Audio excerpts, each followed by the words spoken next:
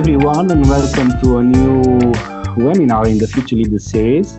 And because we made the promise of involving our future leaders and giving them, enabling them to assess discussions and challenge experts, this is exactly what we are doing again tonight. And we have two great fellows who helped us organize this amazing webinar with this time two speakers, so not just one speaker. And the first fellow is Patricia Pop. She is a student pursuing a master degrees, actually two master degrees in the diplomacy and international affairs. She is a cybersecurity specialist, and she is now she is a student at the National University of Political Studies and Public Administration in Bucharest. She is specialized in security and technology governance. She has engaged and has experience with IT governance, cybersecurity frameworks, and works at the Extreme Light Infrastructure Nuclear Physics facility in Bucharest, in case you heard of it. And she has also contributed to legislative policy analysis with the Romanian Parliament's Committee on Science and Technology. And currently, she is working on artificial intelligence implementation, and she is also engaged in advanced research infrastructures. Quite a long journey for such a young and beautiful, if I may say, fellow. And the second of our fellow who is helping us tonight is Jonjo Cordy. Jonjo is from UK. He's a health and security professional. He is currently serving as a technical consultant at the World Health Organization here in Bucharest, actually. Hopefully he's enjoying our beautiful country. He has experience in diplomacy, crisis management, humanitarian coordination, and his work focuses on strengthening national preparedness and disaster resilience through collaboration with the Ministries of Health, Interior, and Defense. He has contributed to different types of exercises. He has led legislative reviews on emergency management, and he has supported Romania in reinforcing One Health governance.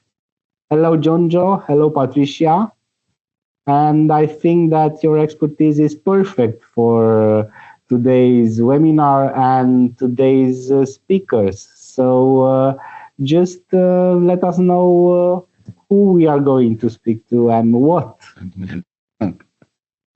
Hello, Paul, and hello, everyone. Thank you very much for introducing us.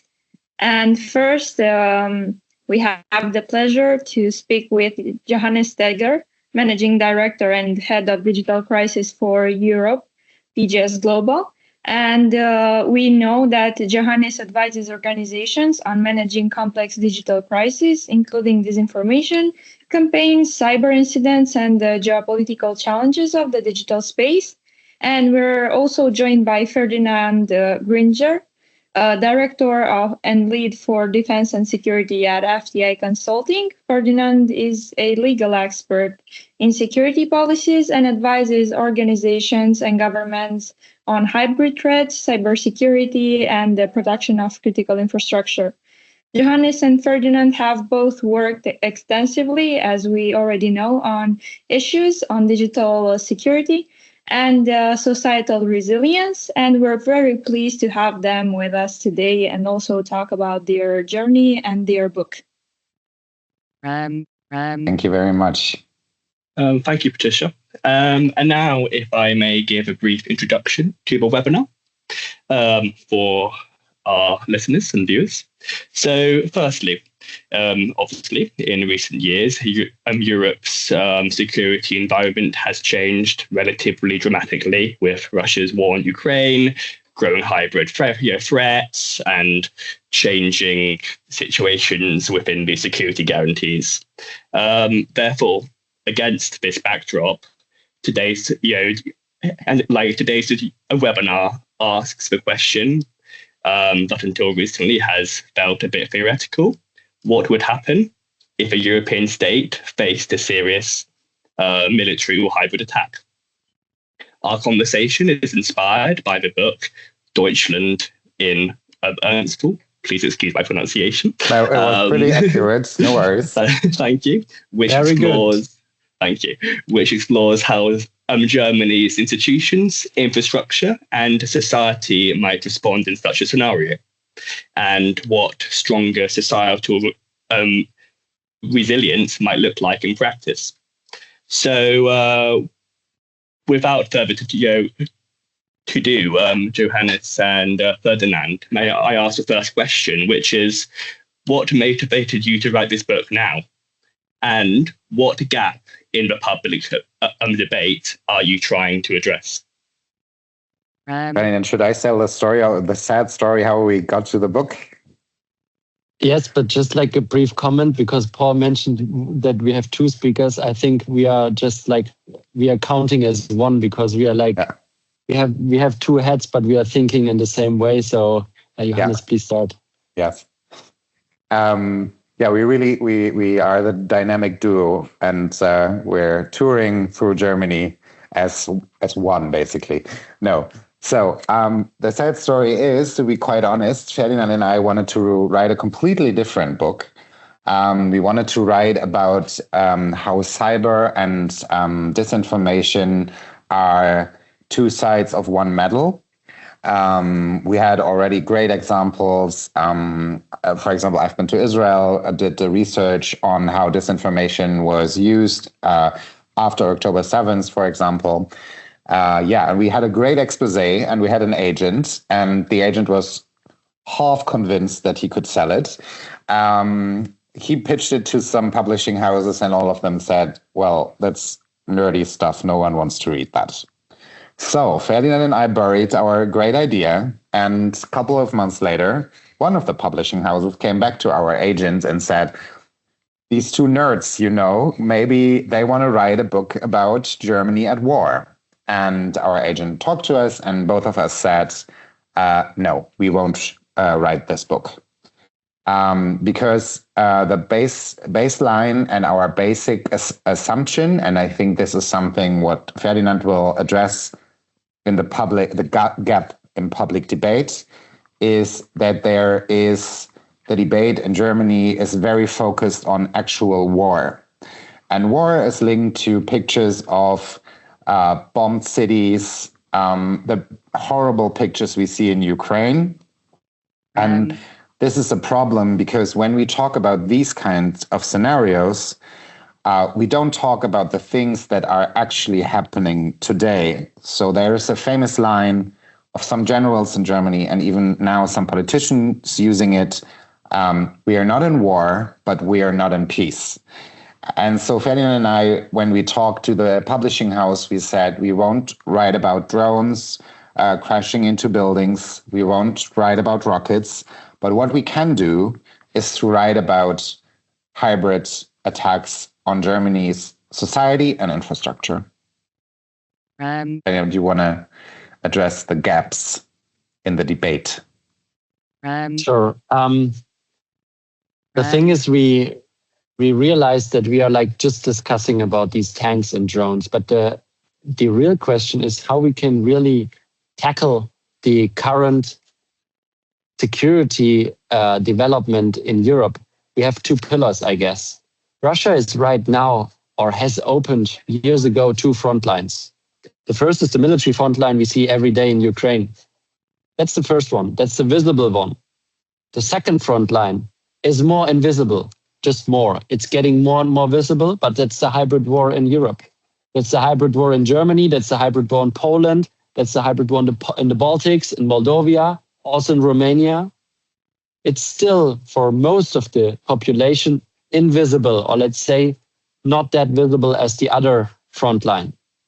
And what we wanted to highlight is that the answer really to tackle these two front lines is not only military strength. It is military strength, and to some extent, it's like increasing or like filling the capability gaps increasing the readiness and the preparedness of the military forces, for sure. It's also about capacities. But the real answer is military strength and resilience. So when we talk about how can we really tackle both front lines, we need civil society, we need the economy, we need the whole state, we need all countries of the European Union to really tackle that when we want to become resilient. And this is why we said, okay, we have to talk a little bit more about civil society, about the role of the economy, and not only about tanks, how many soldiers we can send to the eastern flank or to which flank whenever. Because what we are discussing, especially in Germany right now, I'm not sure about the discussions in Romania, like the exact discussions. I recently talked to the military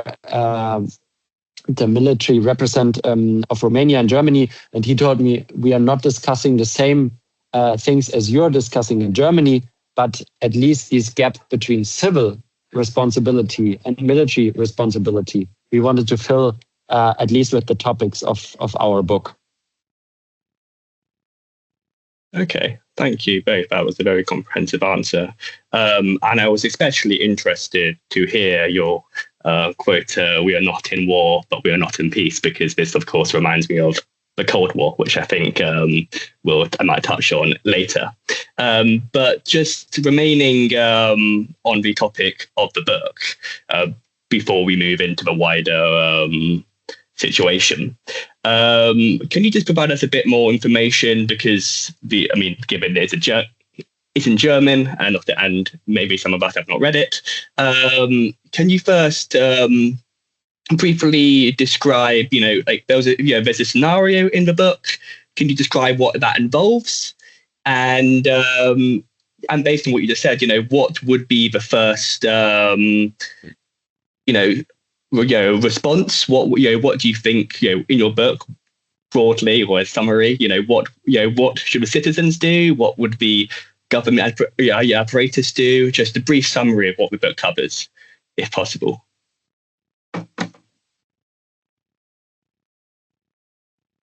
Would you like to start, Johannes, or should I?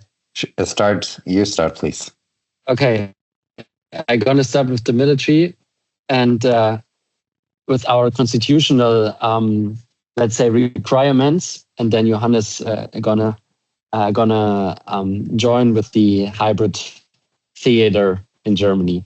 So basically what we said, we need some kind of scenarios because we wanted to really raise the awareness. When you read essays, something like that about hybrid, and every hybrid essay is starting with, you see cyber attacks, you see disinformation, you see sabotage, you see espionage, but that's not really affecting me if I read that.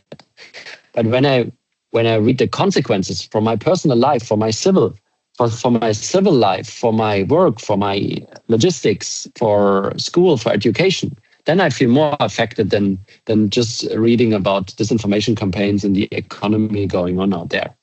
So basically, that's why we decided to start every part with a scenario, and we are starting with a military exercises, which is like ongoing every 4 years in Belarus and in Russia. It's called Zapat. I'm not sure if you heard about the Zapat exercise. Huge exercise. We had this exercise last year, and the time before we had the exercise in 2021. So right before the invasion of Russia in Ukraine. This is a very common exercise for showing force of Russia, and Belarus. And in our scenario, this Zapat exercise leads the NATO countries to activate Article 4 in the NATO treaty. So you know all Article 4? It's a consultation mechanism.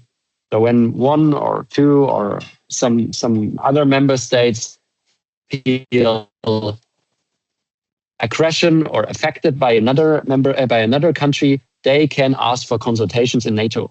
In our scenario, the countries feel affected, especially the Baltics, especially Poland, and they see, okay, we see this exercises, we see a lot of tanks, we see a lot of soldiers on the front line, and we are activating the consultation mechanism, Article 4.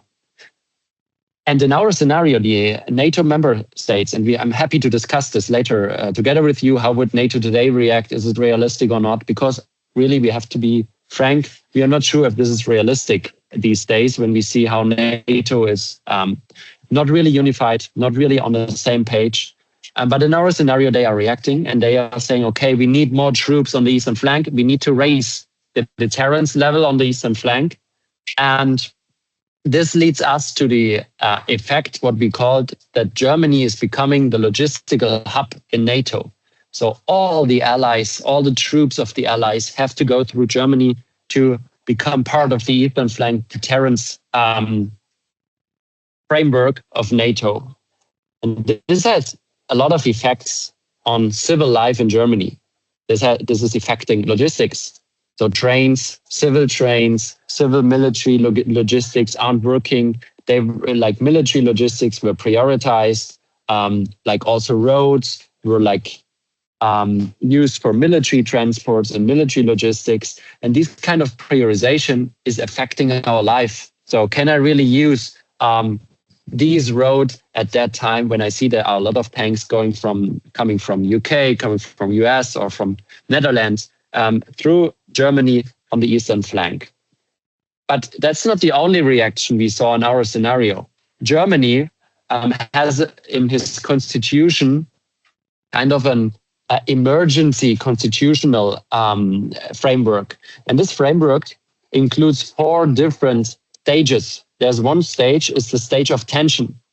The idea of the stage of tension is that the country, Germany, feel an aggression by another country, not a NATO member state and not a European member state. I mean, I think it's very important in times of when we talk about US and Greenland and Denmark. But this stage of tension is kind of a preparing phase for a country that we see. Okay, we see here an act of aggression of another country. We have to prepare our society. We have to prepare our economy. We have to prepare our political system that we probably can end up in a war. That's the case of tensions. Then we have the case of defense. We will talk about later. We have another case. It's the case of Article 5 in NATO. And we have the 4th stage is the stage of, it's called, it's the case of confirmation. Probably I will translate it like this and I will explain you and then probably you will get it. When we open up these 4 different stages, you have an advantage in the German government because you become more power. When you say as the government, we need one of these stages, you become a regulational power. So you can try to influence economy, you can try to influence medical system because you say, okay, we are activating kind of a measure system with this stage. And the measure system allows the government to interact with companies. So saying we need now your resources, we need your logistics because we are preparing for a war. And in our scenario, the German government is activating these stage of tension because we want to see and we want to show all the readers that we have the power in Germany, also the regulation for that, and this can affect our day-by-day life. This is the first scenario, showing the impact of the logistical hub Germany. And then once Germany is becoming this logistical hub, I'm sorry for the surrounding, I hope you can hear me well. And if Germany is becoming the logistical hub, we're going to be more in the focus of hybrid attackers. And this is exactly the second and the third scenario, which is Johannes is explaining us right now. And then we come to our last scenario. Thank you, Ferdinand. So, yeah, there's a very important thing here. But Ferdinand mentioned the case of tension, because it needs a 2/3 majority in the German parliament, which at the moment can only be achieved with votes from very right-wing party and a very left party. Both of them have never, or a lot of them have never attributed the Russian aggression in Ukraine, nor after or before the full invasion. So it's very unlikely that this case of emergency will be stated in Germany. We needed it because we wanted to make sure what will change in daily life of a reader. So, Ferdinand mentioned, the first scenario is describing denial of service attacks on German banks. Since I heard you all, a lot of you are familiar with cybersecurity, I won't explain it in detail what that means, but it shows that a lot of banking websites are not online for a certain amount of time, and it's accompanied by WhatsApp messages, Telegram messages, Signal messages, warning of problems with the financial system, which creates a lot of tension, of course. We also see that defacement of websites is activated in some German cities. So a German city website where you can get information about services showing a nuclear bomb and saying, are you ready for war? And then afterwards, we find that there are information, that there are AI-generated content popping up about alleged invasion of Lithuania, which causes a lot of trouble and a lot of anxiety. And I'm not sure how your home countries experienced COVID, but we saw, for example, or I experienced in some supermarkets really crazy scenes because the supply chains were so under pressure. And now imagine you have a situation where streets, highways, rivers, air traffic is mainly occupied by military transports. Supply chains are very under pressure. And you see that a bank is not working. You hear stories about soldiers in Lithuania, and it creates a civilian anxiety, kind of. Yeah. So this is the first thing. What we do in the book is, yeah. So may I quickly ask whether these situations are based on kind of on aspects or mechanisms that happen in Ukraine and other countries? Are they kind of okay? Yes, this is exactly a great question. It is. We always do with the scenarios. We always tell a story. The scenario, we say it's very unlikely that it will happen in this dynamic. We're just doing it very, very dense to make people aware. And we answer questions like, can the federal government limit the amount of cash you can get from a ATM? Is there something that can they shut the internet down in Germany? It's like the very daily questions you could ask in terms like that. And we also explain that kind of these scenarios or parts of it have actually happened. So there was actually a denial of service attack 1 week before the full invasion of Ukraine on Ukrainian banks, and it was accompanied by short messages saying there's a problem. And now imagine President Zelensky had to deal with a major pressure on the financial system 1 week before the full invasion. Completely different story. So for example, we also we explain the staged protests in Moldova. We explain how we also talk about the Romanian presidential election that was, as you all know, the thing with TikTok. So we always try to get an example from somewhere where we say, you think that is only like a panic or a dystopian version of the future we describe, but parts of it actually happened.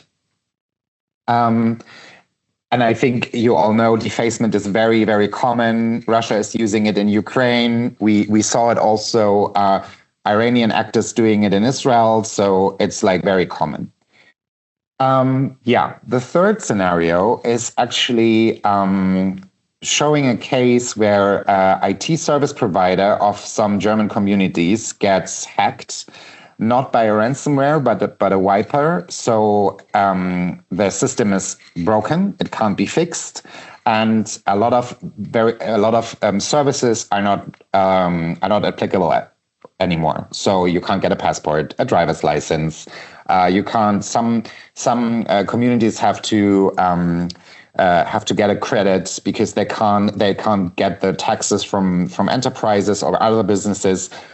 So this is the thing that is like the starting point of this scenario. And then we see sabotage on train infrastructure. We see sabotage on energy infrastructure, on telco infrastructure. And then of course, the question is how good are, for example, our energy grid, how safe is it? How is it protected? How does it work? So these are the questions, and we also accompany it by real-time events.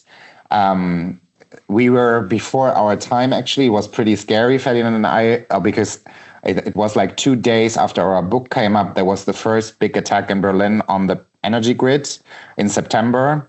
This was actually a scenario we wrote about. Some people say Ferdinand and I staged it to sell more books, but it's not true. And then actually in December, it happened again, and it was very severe. It was 5 days without electricity in a very big part of Berlin. So there are a lot of examples that are referencing to these real-time events. Very importantly, we always link the scenarios with each other. So of course, if you have, we also have in Germany these, it's a word it's the garbage agents, which Russia is using. So it's the one-time agents. You get a certain amount of money and you get assigned to a task, for example. Low level. Sorry, garbage. So low level, yeah. Low level. So you get assigned with a task. You do it, and if you do it well, maybe you get another task, but no one will take care of you if you get busted by the German police. And it's always accompanied by hybrid things like, for example, a disinformation campaign that is causing trouble in a certain field where sabotage has happened. We saw it actually in the Ahr Valley after the devastating flood catastrophe, that Russia was actually using this catastrophe to spread disinformation and disrupt the trust in the security or like fire department, etc. So, and the last scenario, Ferdinand, what is happening in the last scenario? The last scenario, we wanted to show that like Germany is even faster involved in a really conflict situation in the eastern flank than most of the civil society is expecting right now. Because what we have the Brigade 45 in Lithuania. It's like a real brigade. Germany wants to build up until 2027. So 5,000, so 4,800 soldiers and 200 civil servants gonna be in Lithuania for Germany for protecting the eastern flank.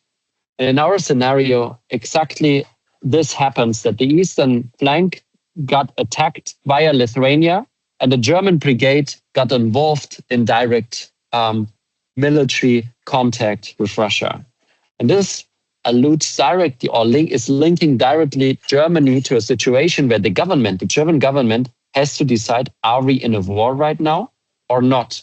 What's going to happen with Article 5 of the NATO treaty? And in our scenario, and I'm really looking forward once we explain the scenarios that we also discussed, so please interact with us, ask questions. Is this realistic? What are we doing right now? Because it shouldn't be like that we are talking the whole time and you're saying, okay, that's interesting. Please feel free, comments, thoughts. That's not the truth what we are saying. No, it's like, let's interact. But in our scenario, I will keep it short. In our scenario, Germany is reacting very fast. Also NATO member states, you'll see we live in an ideal world. Once we were writing the book, we thought, okay, let's be in an ideal world. NATO is activating Article 5. And Article 5 is leading Germany to the stage of defense. And in the stage of defense, the German government is getting all the power. So our Chancellor, Friedrich Merz, is getting all the power to really react. So he can, even what I mentioned before, with the different measures, they are activated in the state of defense as well. And then he can pick out, okay, I need more medical assistance in Eastern Germany, or I need more workers in production for tanks in south of Germany. So this is really what the government can do once Germany has activated this stage of defense. It's the fourth and also the most heavy stage in German constitution you can activate with the huge consequences on our life. They can also say to Johannes, you are an expert in cyber and disinformation. Please, we need your expertise in, I don't know, Eastern Germany, because we have to protect their a production line of very sensitive drones or whatever. So it can really have an impact on our daily life. Or they can tell to doctors, for instance, we need you in a hospital in Western Germany. That's really what the government can do once you activated this stage of defense in our constitution. And this happens in the last scenario, that the German brigade got involved in a direct military conflict with Russia, and Germany is directly reacting. NATO is reacting first, so that's also very important. You need Article 5 of NATO that Germany can activate the stage of NATO, but we have the stage of defense, and in the stage of defense, Germany was reacting very fast. They said, okay, we need it. The thing is, and Johannes already mentioned this for the stage of tension, you also need 2/3 of the parliament. And now we can discuss for hours if this is realistic or not in these days. Probably we discuss for some seconds because it's not realistic nowadays that we have our right or left wings agreeing to activating this stage. But it has a real impact on civil society. And that's why we said, okay, we have to show this to civil society. We want to be like the realistic guys. We want to be more the guys who show what is possible and what is not possible. And basically having these four, I think in the end, it's 4.5 scenarios in mind. We now can discuss about total defense in Germany, our approach, and the gaps in our preparation and preparedness system and stuff. But that's how we start. Talking about... sorry. No, I wanted to get to the point of the gap since you mentioned it, and thank you very much for explaining the triggers.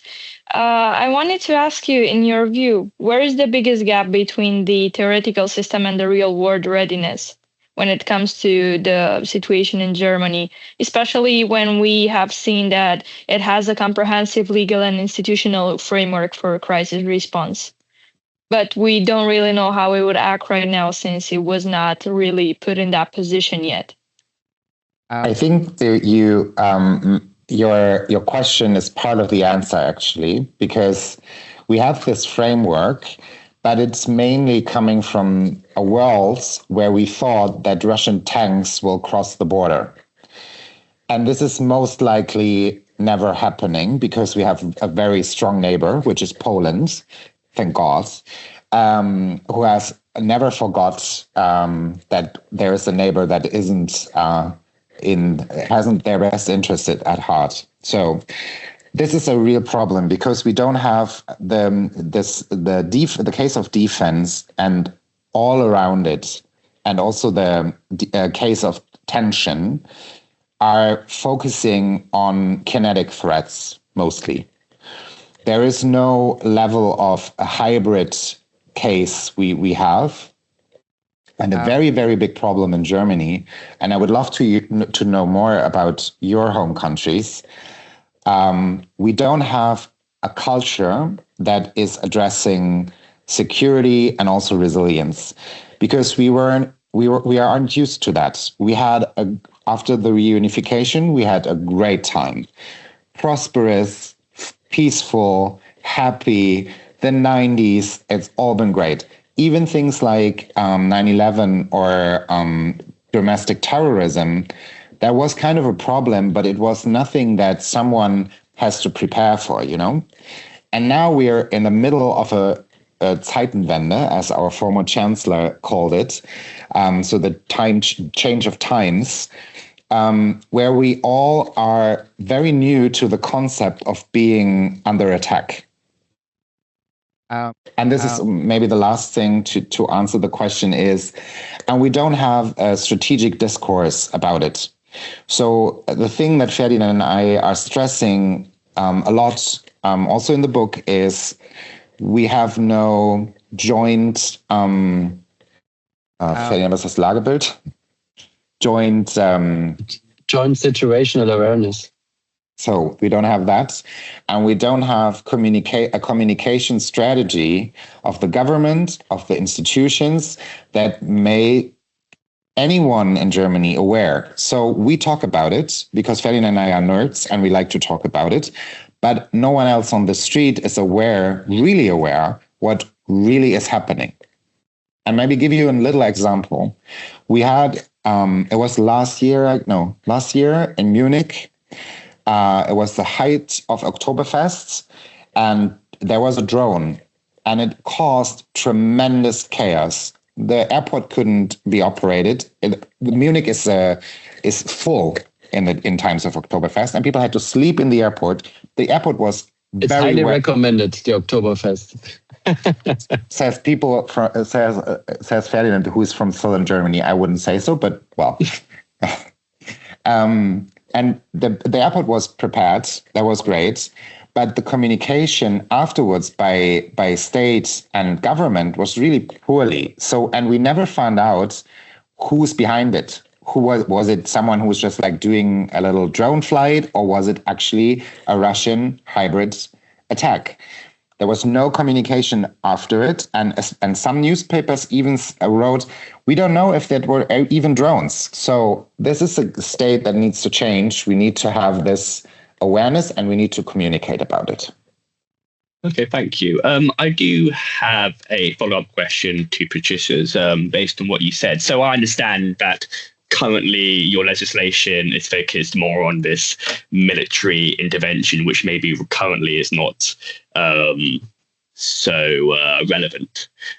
However, the fact that we do have case studies of what could happen, which you've included in your book, like we know what Russia is doing and what they're trying to do. So what are the barriers? Why isn't Germany developing this legislation to address these threats? If you what are the? Is it the fact that there just isn't the political support, for this? Why aren't we responding in a way that allows us to increase our resilience? Probably two things. First, it's the mindset, which was like Johannes already explaining to you, the missing awareness, the lack of awareness. And there is a really tremendous fear of the current political leaders.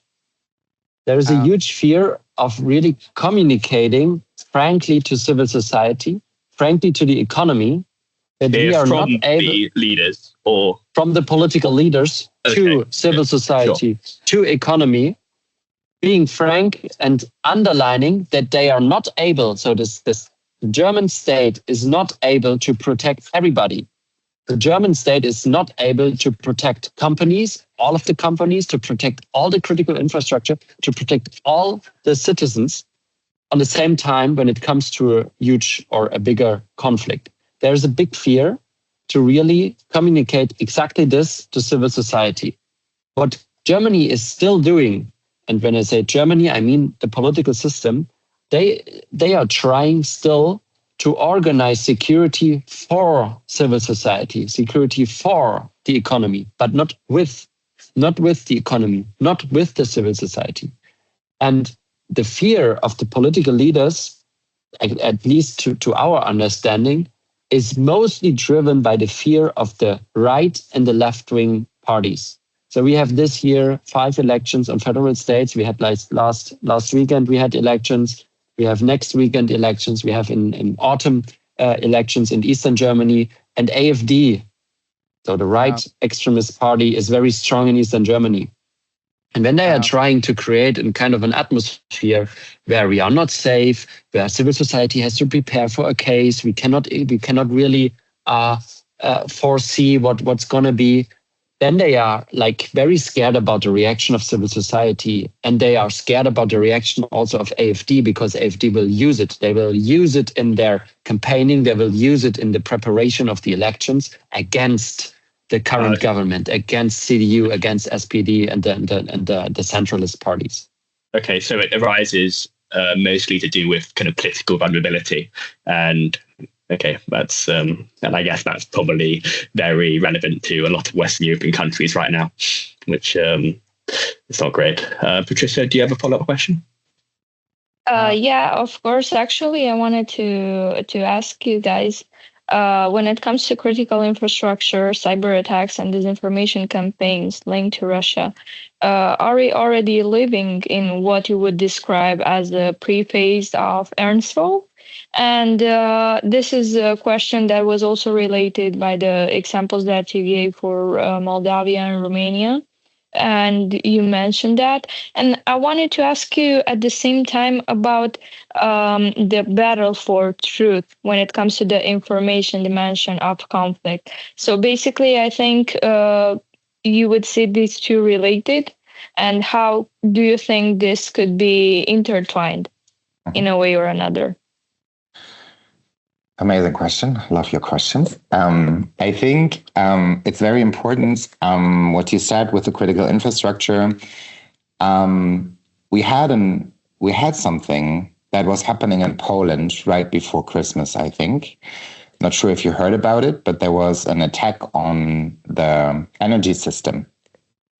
That was prevented actually because of the canary tokens they were using. So they saw in the system that something was wrong. But I think, not quote me on the figure, but I think it was almost 500,000 people that could have been affected by it if Russia succeeded.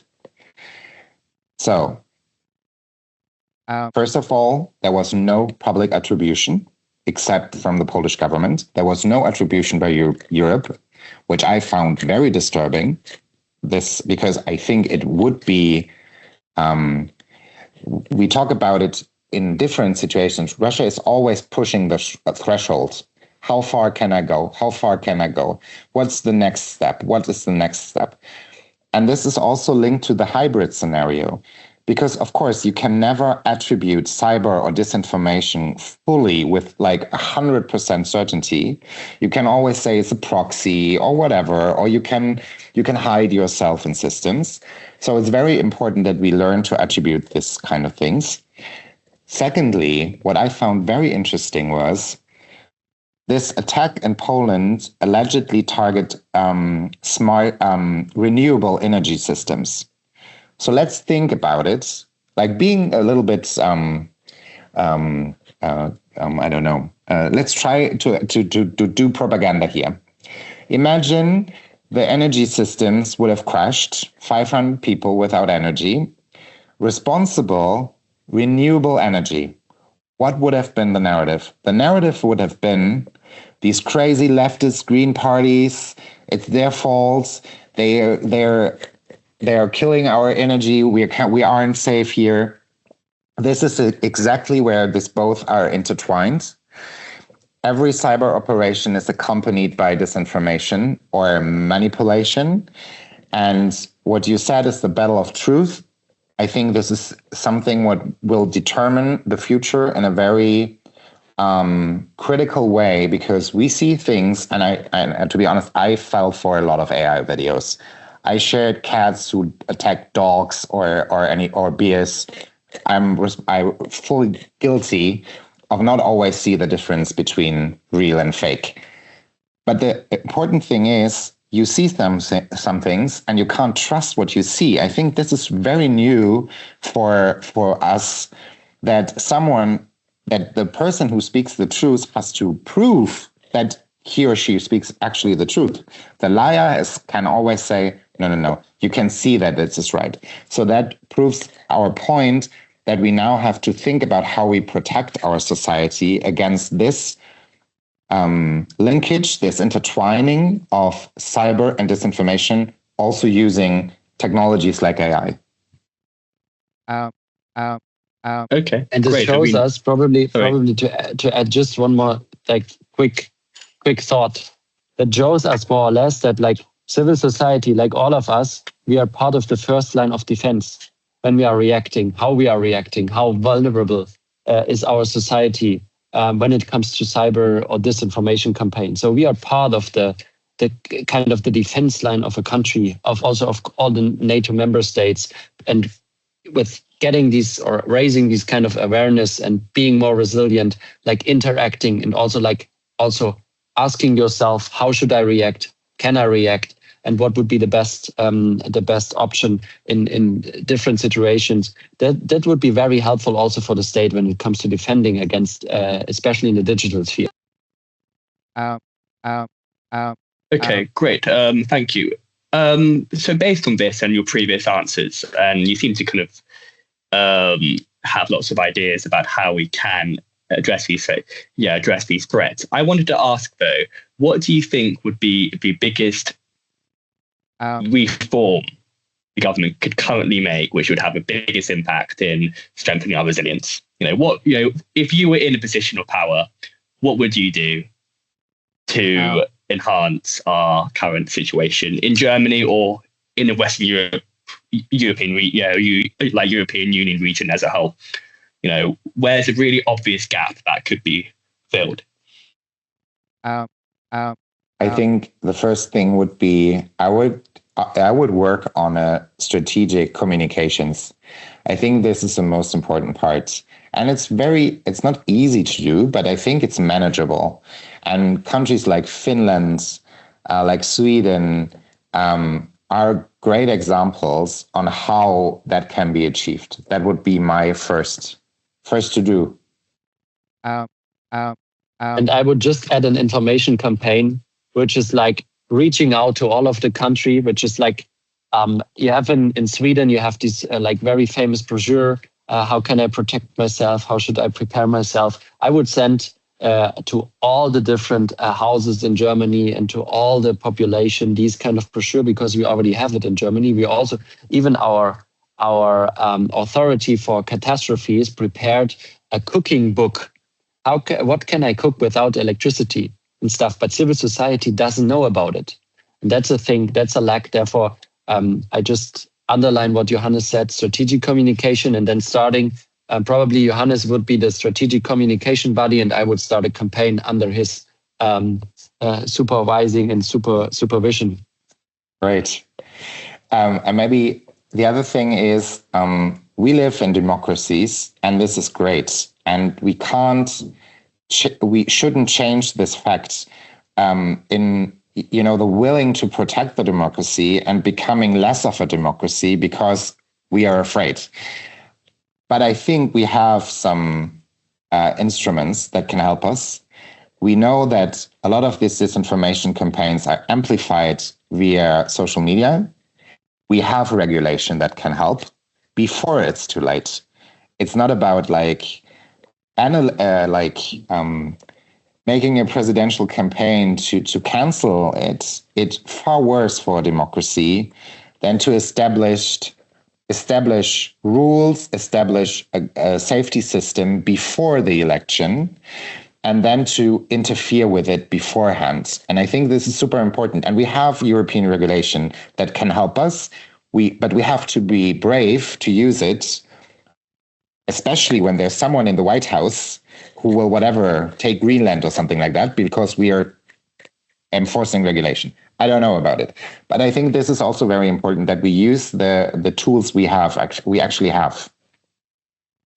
So basically, you mentioned at a certain point that disinformation is a strategic asset and could be a strategic asset. I was wondering, what kind of disinformation or narrative manipulation should the European societies expect during a conflict scenario? Because what I've witnessed was that a lot of times different algorithms are easily manipulated in order to just show the right content to the right target audience. And it's really easy to go and play around with the public opinion, especially now with the algorithms of ML and AI. The contents are really easily just exposed based on someone's profile. So are democratic institutions currently equipped to deal with that? Or could they have a role to play in AI-driven disinformation at scale? I'm gonna start with two thoughts, and then Johannes gonna add because he's the disinfo and AI expert. What I read this morning is that you have like several accounts in Estonia, which are right now publishing stories about. Let me check the correct name that I'm not mistaken, but it has to do with the Nara scenario. Like the some social media accounts are right now spreading the idea of a separatistic Nava People's Republic. And they are spreading information in social media that we are waiting for Russia. That's exactly a scenario what we probably at least have to have in mind, because it can happen in Romania, it can happen in Moldova, it can happen in Estonia, it can happen in almost every country, especially on the eastern flank where the Russian influence is still very high. And now I ask you, would you say that the European countries and the European civil society would be strong enough to accept that this is a disinformation and that European member states or NATO member states have to react? And Russia, because Russia will use exactly this narrative. They used it in Donetsk. They used it in the other regions of Ukraine as a justification for the invasion. Georgia, Moldova. The same. Georgia, Moldova. It's the same. Tunisia. So you have these examples, and now, it's democracy. And now balance. you see the same.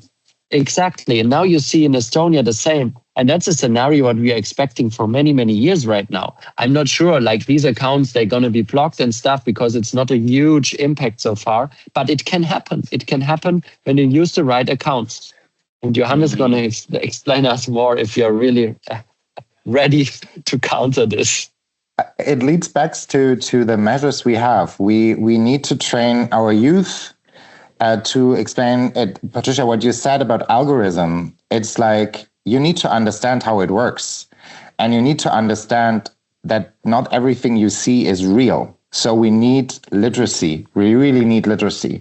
And we can't leave it but only to schools and parents. We can't say, well, we forbid social media because in the end, someone always will find a way. So we need to educate people on how to use these tools right. But we also need to hold these companies accountable for what they're putting on their platform. Imagine a TV broadcaster broadcasting splatter movies every evening or in broad daylight. What would happen? It would be fines, and in the end, it would be strictly regulated. And I think there are some platforms who actually understand that now and try to cooperate, but there are also platforms who are not willing to and not interested. And I give you an example that was pretty eye-opening for me. There was a change in the settings of X last year, and suddenly you could see where a person was based. And whoops, what happened? People who were the biggest MAGA supporters sat in India. There were people saying they were in Gaza, actually sitting in Bulgaria or somewhere else. So you set just one setting, and the whole ecosystem. It was not, the people were not even making, have no political intentions. They were just making money out of it. And suddenly the whole system collapsed. It was just one setting. And I think this is a great example where transparency can lead to a better understanding of an ecosystem. Okay, Yeah, great. I mean, that sounds. And all, sorry, Patricia. and yeah, just like to add one thing regarding the understanding. It's also the understanding what we're going to protect and what we have to protect. I mean, democracy is a huge word, and I'm not sure if you really can feel what democracy is. You really have to show all of us what we want to protect: freedom of speech, our security, our freedom of behavior, our freedom of choosing our actions in the next in the next 5 minutes, what we can say, what we are not saying, what are the rules in our system, that we have a rule of law system and stuff. I think this is very crucial, because when we are talking about protecting democracy and resilience, it's such a big word. It can be everything and nothing in the end. And everybody has a very individual understanding of his freedom and his freedom of life. Like also choosing where you want to live, where you travel and stuff, without being prosecuted or persisted or whatever. So I think this is a very huge task all of us has in the next years, showing the real impact of protecting whatever protecting of democracy means. When it comes to this, I have read a lot about the power of algorithms, and I tried to make a test, and you guys can do the same when it comes to these reels.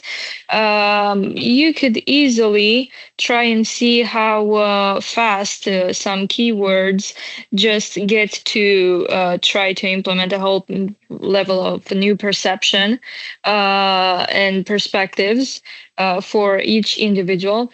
And when it comes to this algorithms, I think the most difficult topic is going to be how to separate the categories that could be easily identified when it comes to political campaigns. So I totally appreciate and I agree a lot with your arguments.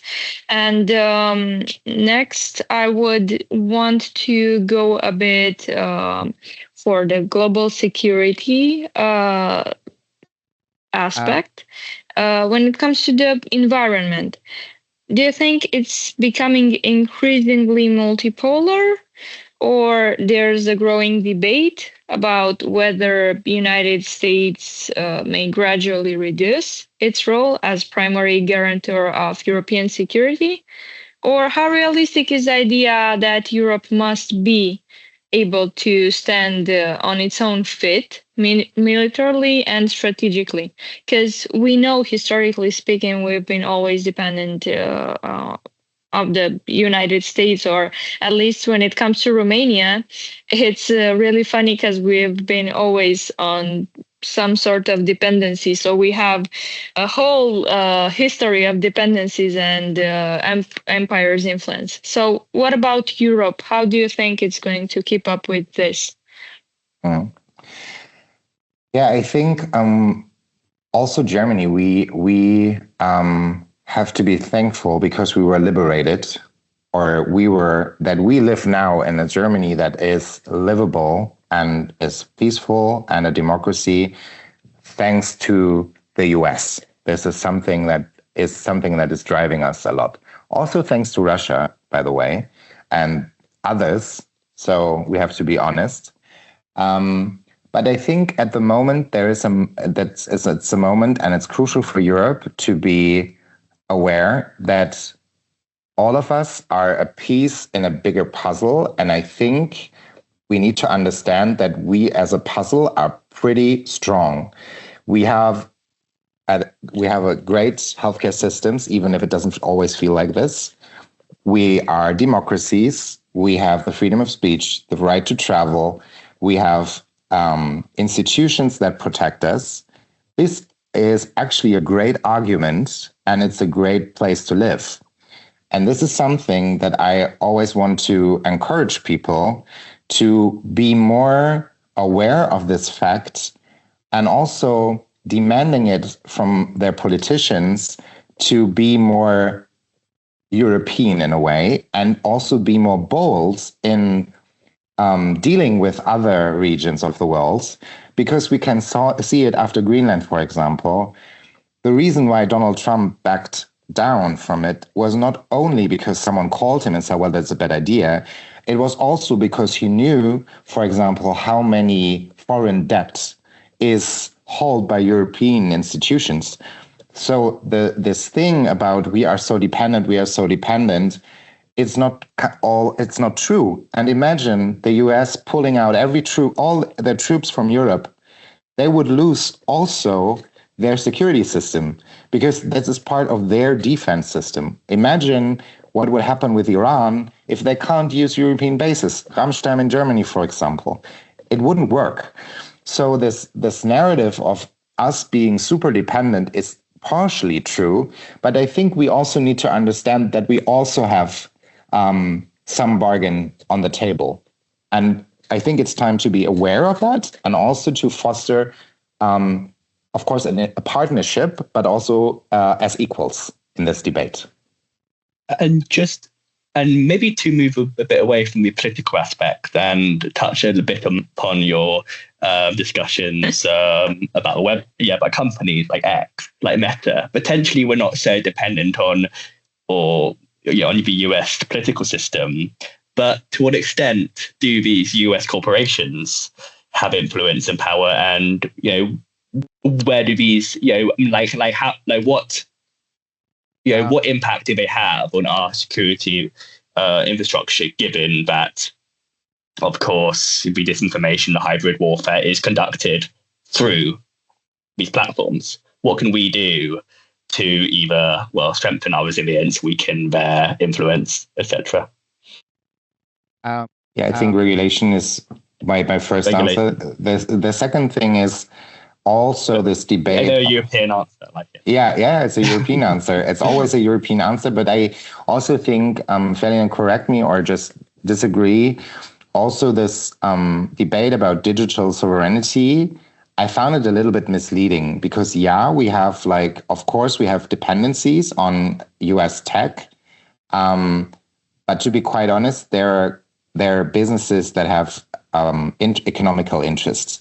They don't want to lose the single European market. That's the first thing. And to be honest, if you look into supply chains, there are a lot of companies in Europe that providing things to the big companies, like only a small piece, but it is very crucial. And I think this debate about digital sovereignty should be more about how can we foster the things we want to be good at? How can we foster certain fields and make us equal? We don't need to replace everything. I think that's a misleading question, also when it comes to security. You want to disagree, Ferdinand? No. Okay, great. Yeah, fantastic. Sure. I think I definitely agree regarding regulation and kind of strengthening Europe's own tech-based. Maybe we can have our own social medias, kind of our own AI platforms, if possible. So, Patricia, do you have another? Yeah, sorry. Ferdinand? No, but it's also very important to underline that right now the European Union has not the power to really interact and also to really confrontate the US tech companies and the Chinese companies. I think we saw a kind of let's say, small intent to show your force when it comes to Greenland, that Europe was united, that Europe wanted to react in a very unified way on this whole situation with their own sanction system. And then they had an impact probably on the decision of Donald Trump. But now when you see what's going on in Iran and in the Middle East, and how Germany is not reacting or very reluctant, and how the European Union is not really reacting, then you see that the European Union has no power so far, at least no will to show their force. But it's the same more or less. You need the will to show your force to become a powerful region. And that's what we have to learn in all the European member states, to really become also a kind of a confident part of this multipolar, let's say, chess game, so to say. Okay, fantastic. I I noticed that now we are kind of talking about the European Union with the implicit assumption that it is this homogenous regional power. Of course, there is quite significant heterogeneity between nations, not just in their military or civil defense spending, but also their ideology, and even within the within the states. Like, for example, in Germany, with the eastern part being maybe a bit more reticent to engage in anti-Russian civil defense. So I guess my question is, but again, we are very interdependent because we are this regional power. So what impact does this interdependence within the EU have on our overall life resilience, societal resilience, in what we're talking about?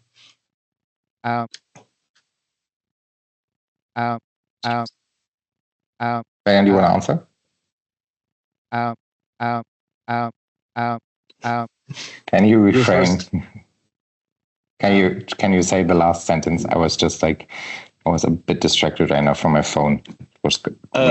No, you know what? So how does does the interdependence within the EU between countries of different defense capacities and defense spending undermine our resilience? How can we enhance kind of regional kind of total total resilience across the EU? I think there are some good initiatives, and I think it's like in a partnership, not everyone has to do the same, right? So maybe focus on strength. What is definitely not helpful that there are some countries who are openly playing after the Russian playbook. Won't attribute them, but I think we can all think of some. And it's also not helpful that there are countries who are out of their geopolitical location, saying, "Well, I don't need to interact because I'm safe here behind a certain area of mountains." That's also not helpful because it leaves some of our European partners alone. And I think everyone has to contribute to this great idea of a European Union. Everyone what they're doing best or what they can attribute and contribute. And I think we have the tools. I think the willingness is there, and especially when it comes to the European Commission, I see a lot of willingness to change this. And it's also about rethinking how we can create kind of a collective deterrence system within Europe. And what Johannes was underlining is that we also should think about a really adequate burden sharing in this regard, because right now we have like conventional and non-conventional deterrence. Non-conventional deterrence is basically done by the US. But then we have some kind of new domains when it comes to cyber, also when it comes to the information space, when it comes to space, the satellites, satellite communication. And why are we not that clever to try to really restructure our deterrence system when it comes to probably the European Union could handle the space deterrence, and the US is still handling the non-conventional deterrence, so that we have more like an integrated system and equal partners within the deterrence system. And then we can also easily show probably US as Europe, look, we are like also investing a lot in the security of Europe, and you don't have to invest as the only player, so to say, in the market. And we tried for sure integrating France and UK a little bit better. But I think we have so many domains right now where society and security of societies can be affected, that it's not still the military domain. It's not the real military, like the battlefield conventional level. It's like it has different domains. And I think every region or every like organization itself can play a crucial role in this. So when it comes to Germany, we can consider it one of the strongest European defense countries. And how important is Germany preparedness, not just for its own security, but for the security of the entire EU and NATO eastern flank? What do you think about this? Um, um, um, um, um, um, um, um, um, Also strategically speaking, and when it comes to the technological development, because we know Germany is being ahead in this tech competition. Yeah.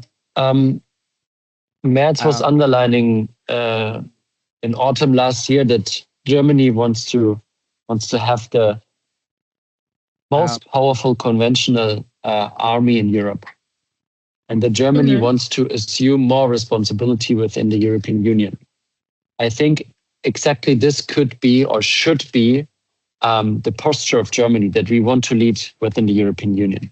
But when we now, and I recently talked to some French colleagues, also Polish colleagues, they were kind of, for sure, they seeing German power, but they're also kind of being critical in this regard because, for instance, France said that the burden sharing of the last 20, 30 years within Europe was like Germany was the economic driver and France was the military protector, military force. And what we see right now is that Germany wants to become both.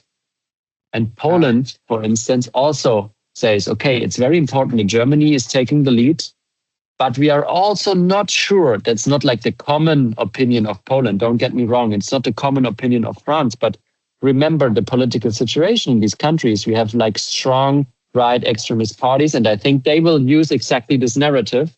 And when you see Poland is also like not really unified when it comes to the ambition of Germany to become this political leader when it comes to military and economic things. Regarding the technological idea, I think it can only be the idea which actually so far without any success, France and Germany intended last year when it comes to these European digital sovereignty approach and summit, where both tried to put their force together to support technology from Germany, to support technology from France, and to also provoke kind of joint ventures. But when you see the FCAS project, for instance, how divided France and Germany are still, then I'm not very optimistic for the next years that it will come true. So I think that we're going to see a fragmentation of power in the next years. Germany wants to become one of the leaders, but also France is trying to push, and Poland is doing whatever Poland does in the last weeks, like protecting itself and trying to push Germany to invest more and more. But I'm not seeing this kind of common understanding of becoming a technological leader in Germany. So I just need to say, I have to jump because I'm having to host a client call. So I will leave Ferdinand here with you since he was so late. It was great to meet you. Really a pleasure. Thanks for this amazing questions. You can find me on LinkedIn. You can drop me an email. I'm happy to answer all your questions. Stay in touch, whatever I can do. So I'm just... Thank you so much. Not crashing the debate. Thank you. Thank you so much. Thank you very much. Thank you so much. So I do have one additional question, which is, touching on what we've discussed about the changing landscapes and changing dynamics of conflict, and the rapid changing landscapes. And how does this impact your book? Are the assumptions, are these scenarios which you've used still relevant? Do you think they'll be relevant in 5 years or 10 years? What's the applicability, I guess? That's an easy one. And because I really got the impression after couple of weeks, 4 weeks or something like that currently the scenarios we brought up, they are not, they are all already fulfilling in our world right now. So I think when we talk about what is realistic in the next probably 5 or 10 years, I would rewrite, and I already had a discussion with Johannes because he said he won't change it, but I would rewrite it a little bit. I would also put a little bit more pressure on the hybrid scenario, because what we were showing, like different hybrid attacks in different regions of Germany, but seeing the combination of hybrid, of like drone, like it's more like really persisting capacities in one country, because we are focusing on drones, we are focusing on cyber, we are focusing on disinformation at the same time, and we are forgetting the support of Ukraine, for instance. This will become a more and more crucial situation for the next years. And I would really push our scenarios a little bit more. I think they are not, I wouldn't say overcome, but getting in this direction that we see kind of at least scenario 2, 3, and 4 in the next weeks. And normally you need a book for 2 years or something like that, and realistic scenarios for 2 years. So I would rewrite it a little bit more pushy.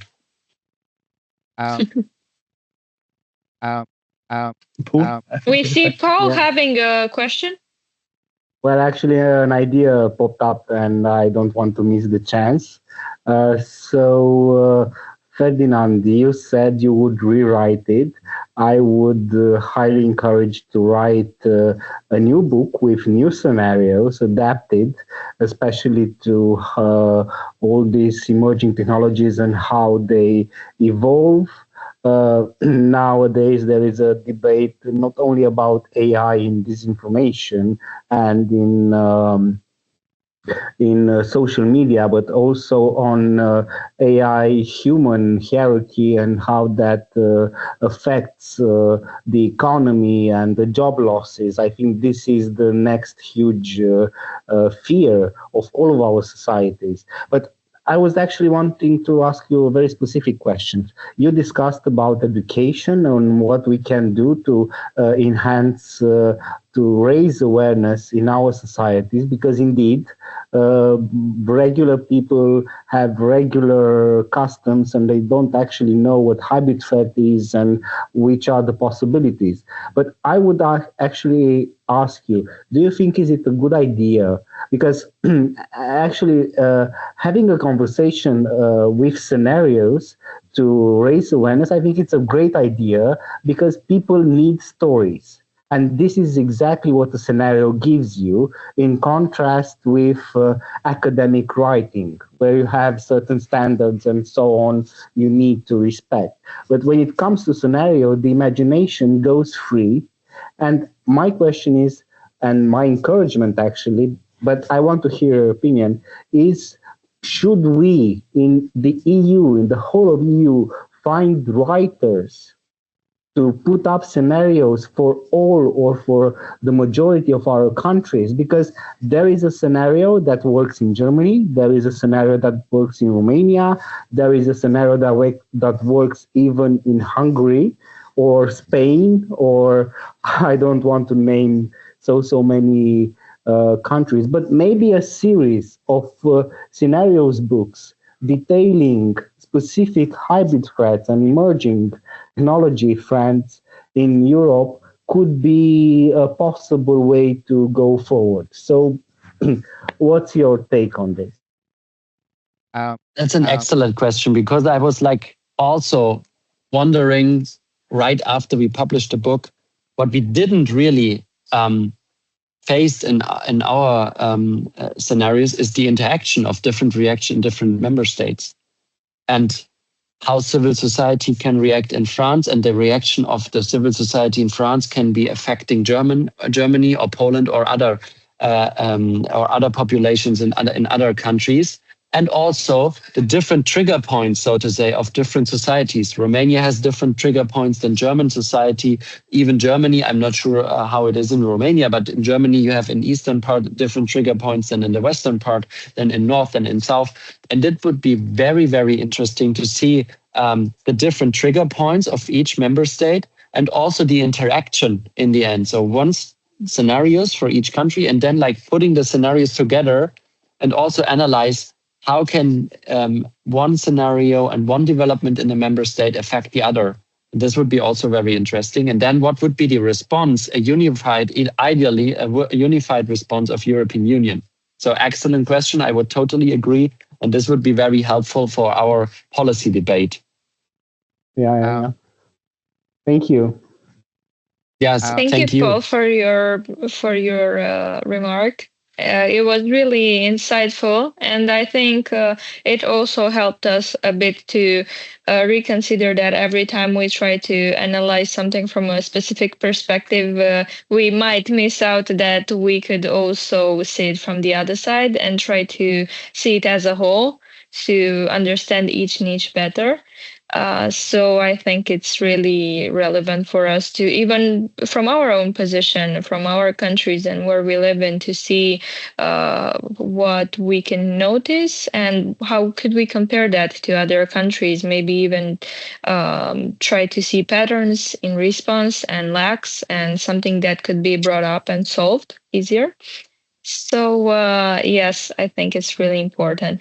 And at the same time, I also kind of see that we confirmed the fact that it's really important to keep up with the changes on the international system, because the risk calculations for Germany and even Europe can depend a lot of the current dynamics, and we see that every day, especially with the international context right now, Middle East, Iran, and the U.S. Latest actions.